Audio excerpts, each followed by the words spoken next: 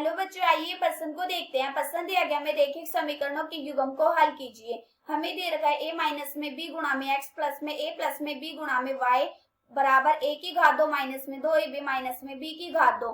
और दूसरा समीकरण दे रखा है a प्लस में b गुणा में x प्लस में y बराबर a की घात 2 प्लस में b की घात 2।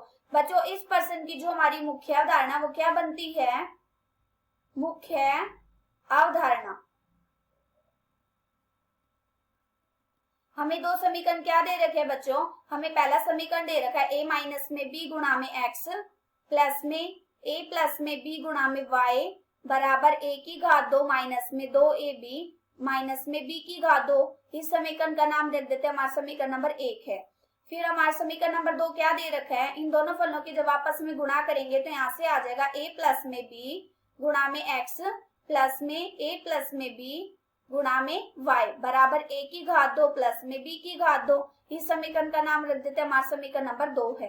अब हम क्या करेंगे? समीकरण नंबर 1 और समीकरण नंबर 2 को जब आपस में घटाएंगे तो यहाँ से कितना आ जाएगा? समीकरण नंबर 1 को समीकरण नंबर 2 से घटाएंगे तो यहाँ से आ जाएगा, ये कितना है? a माइनस b गुणा में x प्लस में a प्लस में b गुणा में y बराबर a की घात 2 माइनस में 2ab माइनस में b की घात 2। और दूसरा समीकरण क्या है हमारा? दूसरा समीकरण है a प्लस में b गुणा में x प्लस में a प्लस में b गुणा में y बराबर a की घात 2 प्लस में b की घात 2। हमें क्या करना है? दोनों को आपस में घटाना है तो इसके चिन्ह बदल जाएंगे, प्लस से तो माइनस हो जाएगा, माइनस से तो प्लस हो जाएगा, ये माइनस हो जाएगा, ये भी माइनस, यहाँ पे भी माइनस माइनस, ये आपस में कट जाएगा। यहाँ से आ जाएगा a माइनस में b गुणा में x माइनस में a प्लस में b गुणा में x बराबर, यहाँ पे आ जाएगा माइनस 2ab माइनस में 2b की घात 2। यहाँ से कितना आ जाएगा? ये कटने के बाद यहाँ से आ जाएगा, a से ही कट जाएगा, यहाँ आ जाएगा माइनस के 2b x बराबर, हम इन दोनों फलनों से माइनस 2b को उभयनिष्ठ ले लेते हैं। माइनस 2b को उभयनिष्ठ लेंगे तो अंदर कितना आ जाएगा? a प्लस में b, ये आपस में कट जाएगा, यहाँ से और माइनस से माइनस कट जाएगा। x बराबर कितना आ जाएगा? x बराबर आ जाएगा a प्लस में b। हमारे x का मान निकल गया। अब हम क्या करेंगे? x का मान समीकरण नंबर 1 में लगा देंगे।